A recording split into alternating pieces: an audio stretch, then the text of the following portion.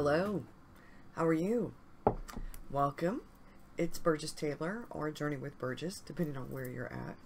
Today is Wednesday, and I'm going to try to get this done quick and in a hurry because I have some things I need to do today outside of the house.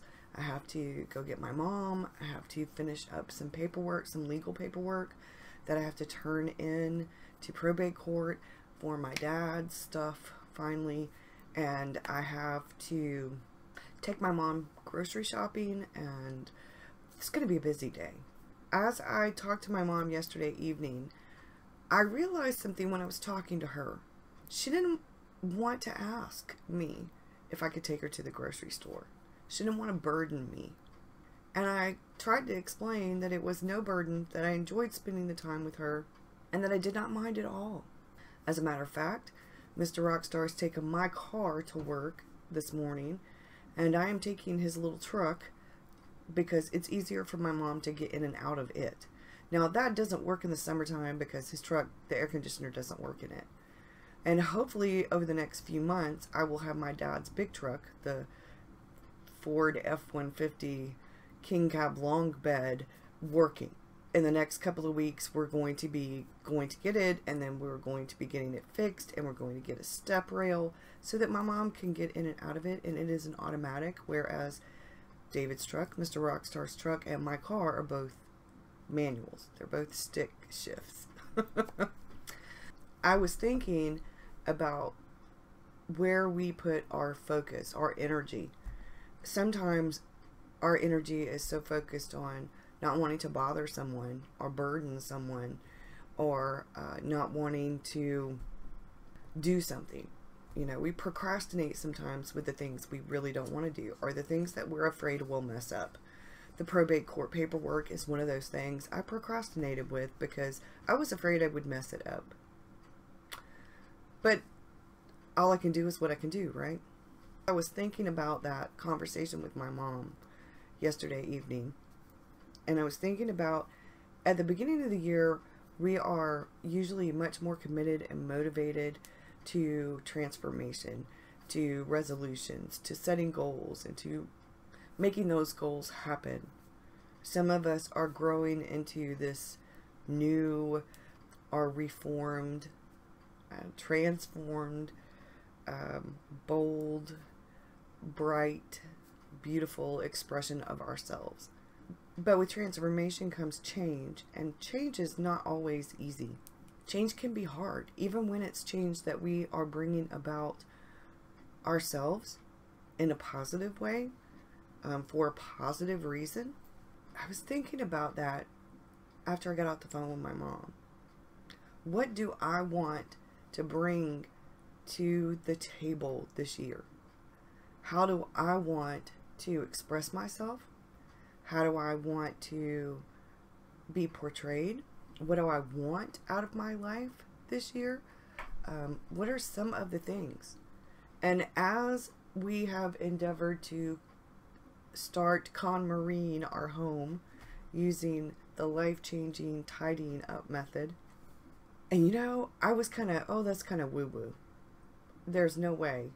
You know, it was like, I'm not a minimalist. I'm never going to be a minimalist. I've been purging and cleaning and trying to organize, and it didn't really hit me until I watched the first episode of that show on Netflix, and then received the credit for Audible, and I used that credit to buy the book, The Life-Changing Method of Tidying Up. And I started listening to that book as I did some planning and some journaling. And I was watching the episode and doing some planning and journaling, and I paused what I was doing, paused the show, went and got my biggest laundry basket and pulled all the clothes out of my dresser into that laundry basket. It was overflowing, y'all. And went and sat down in the middle of the living room floor while I watched that episode and went through all of those clothes. Now, I have a bag and a half, a large garbage bag and a half of clothes to be donated. I had a half a bag of clothes to be thrown away. things with paint on them, things with holes in them. I thought I'd gone through almost everything. I made it through the 3rd episode of that. I KonMari'd everything in my dresser. I have half KonMari'd everything in this closet in here.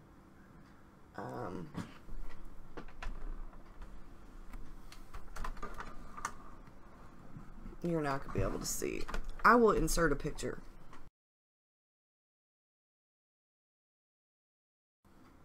Now I still have a ways to go because I need to go through some of the bins and boxes. I didn't have time. I'm still sick. I'm trying to get over it. But I did, however, organize and go through some of the things. I got rid of a bag and a half. I'm almost full, well, a bag and 3/4 of trash from in here. So this is almost 4 bags of, well, actually over that, 5.5 bags out of this house between trash and what is to be donated already. And that's just from my dresser in this room. And I'm not even done with this room. And the reason I'm not done with this room is that we have to rearrange some furniture in here because I am getting this ring light that has an attachment in the middle. It's not the fancy one. This is not a very expensive one. I will show it to you once I get set up and everything because it is going to have the webcam in it so that I can do live videos. So David and I have been trying to figure out how to rearrange some furniture in here. So the red bookcase, the real wood bookcase, I wish I had another one of it. It's going to go behind here. I'm going to be doing some rearranging. As I sort through things, because I've got to get my desk moved out a little. I was going to put it in the corner, but David said that would take up too much of the room because this room is rather small. So if I move it away from the wall a little and put it behind the desk, on the other side of the desk, it will allow me to have some room. But to do that, I have to do some moving around. The great thing about that is I'll be able to adjust some things. I'm actually excited about it. So I need to clean under the craft table, pull everything out and go through everything and sort through it. I will be pulling everything out into the middle of the room and doing it just like I might be watching the episode on here as I sit in the middle of the room on the floor going through my things.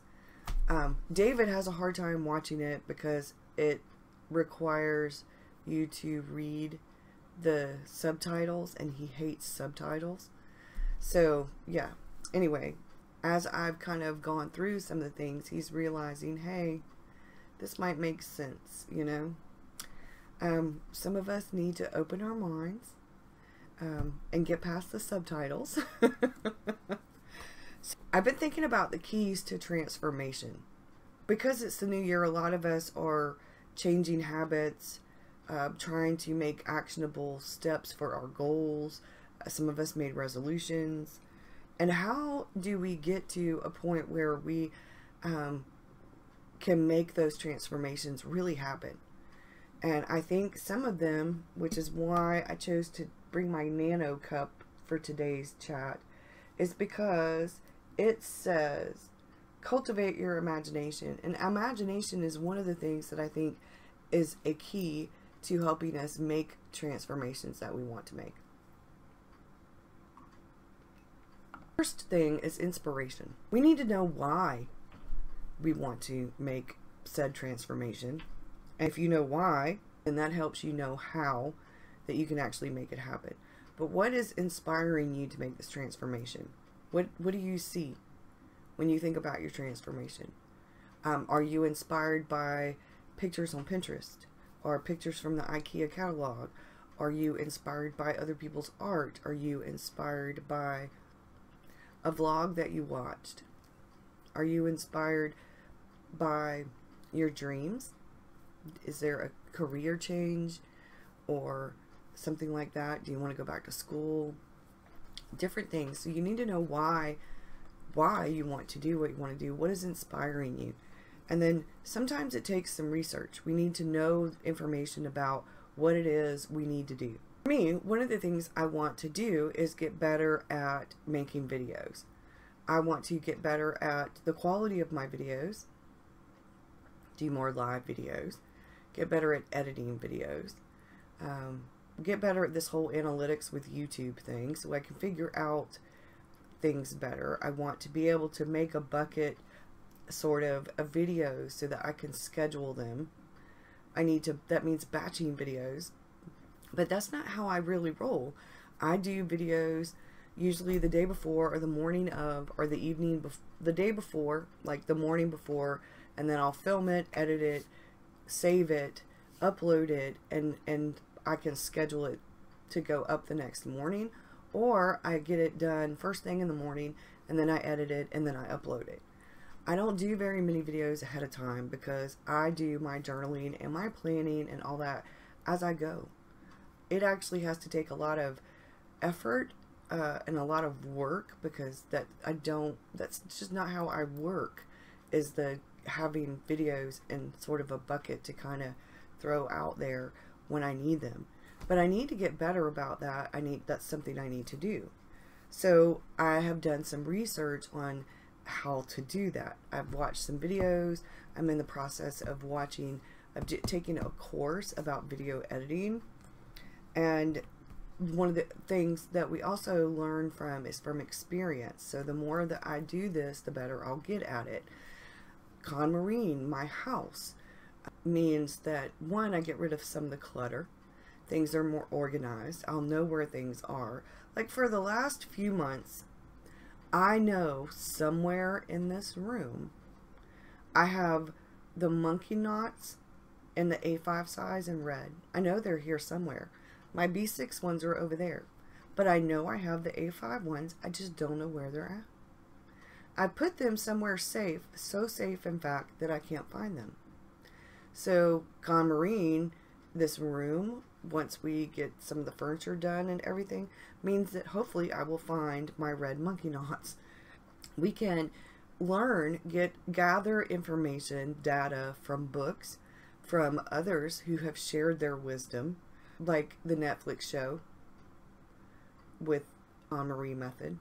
But we can also, the third tip is imagination, and we can use our imagination. We can visualize, imagine how it would feel to be wherever it is where we want to be at, or to be doing whatever it is we want to be doing. To experience, when we can imagine the actual act of experiencing what it is we want, the transformation that we desire. And I know that sounds kind of woo-woo too. It's sort of law of attraction, but I wholly believe in positive thinking. Not necessarily a big believer in the secret and the law of attraction. I do think that positivity begots positivity, but I don't believe it to the point where things that happen to you because you're thinking negatively. I think how we react and act affects some of that, though. What we want our life to be, I think this helps us if we imagine the positive part of it. If we do imagine that and we think out some of those things, it helps us feel it inside. That helps us be able to sort of focus on the purpose of our transformation. And it also helps us kind of go back to what I was talking about with the information and the research and the data, to sort of make some of those actionable steps. Because if we think about and visualize what the outcome, if we're actually thinking about and imagining, visualizing our experience of what that transformation would be, the end result, then you can go back through and kind of think about some of those steps. And then the last thing is the action, those steps that it takes to, we have to work, we have to put in the work, we have to show up. So the information, well, let me go back. The inspiration, the information, and then our imagination. Those are like the ingredients, okay?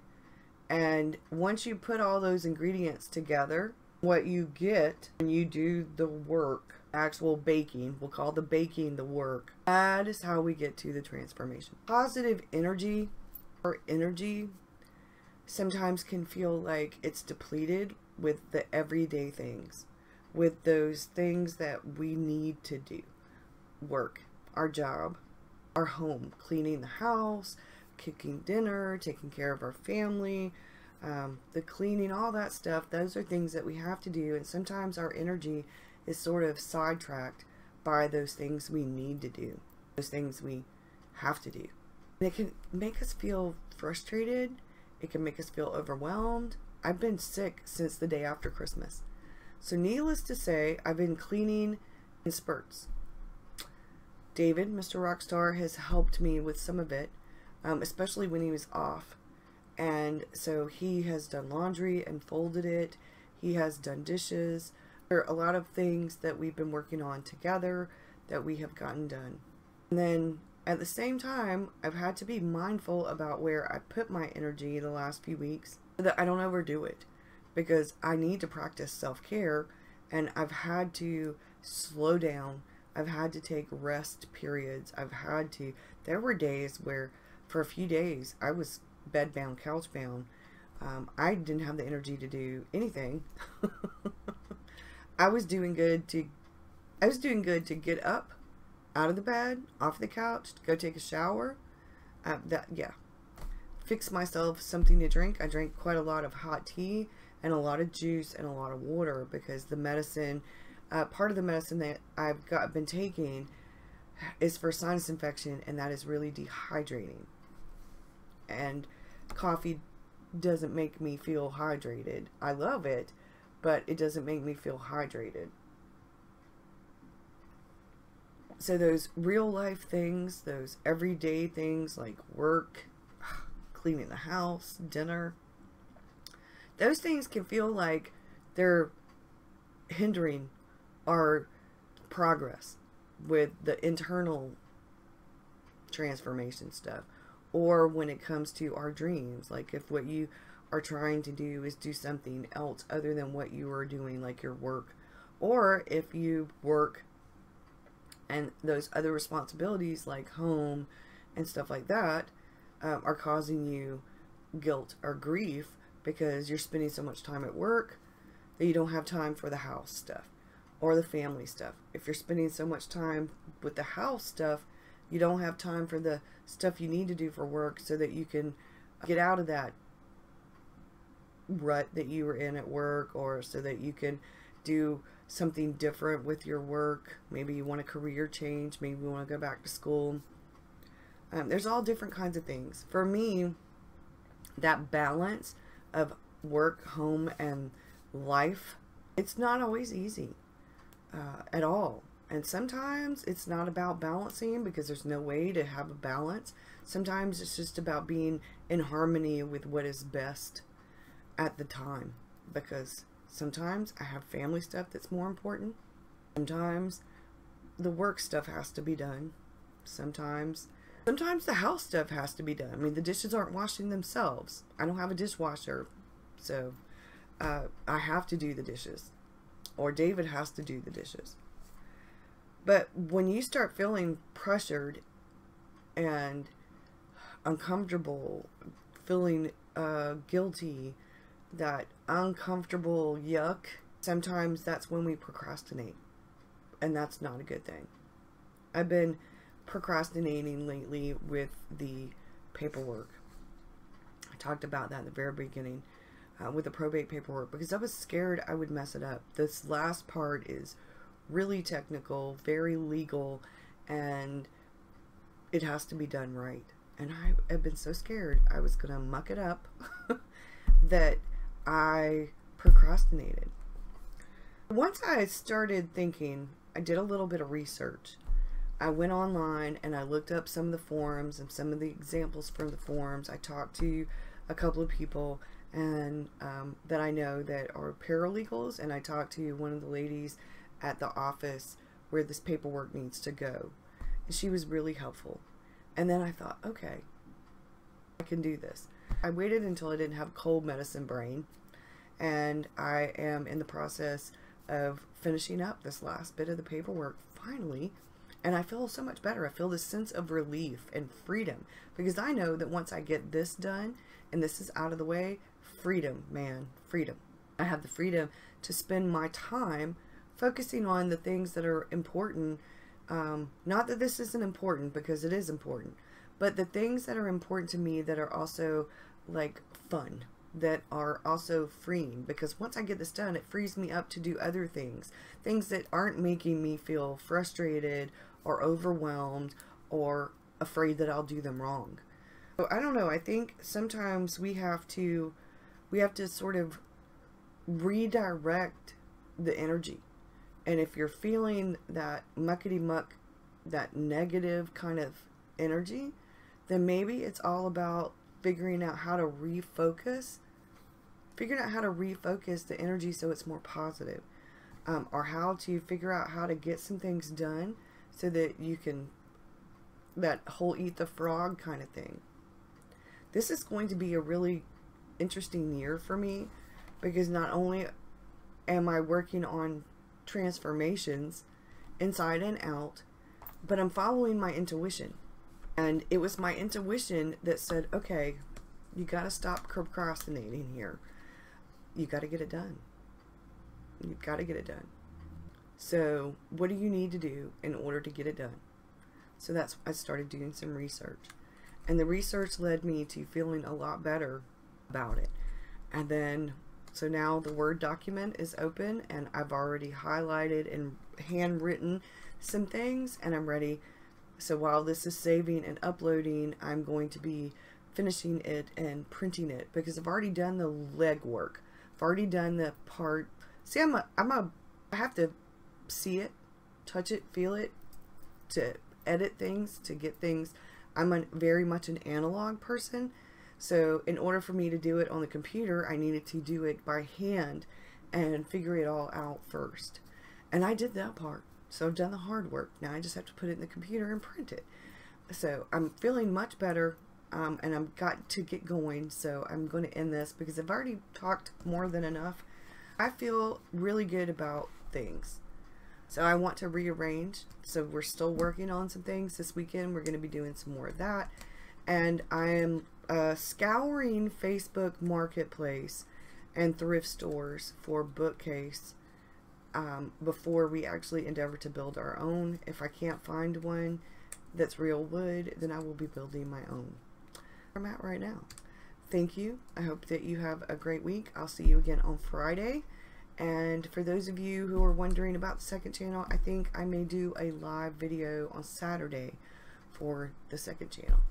Thanks, y'all. Bye. Have a good one.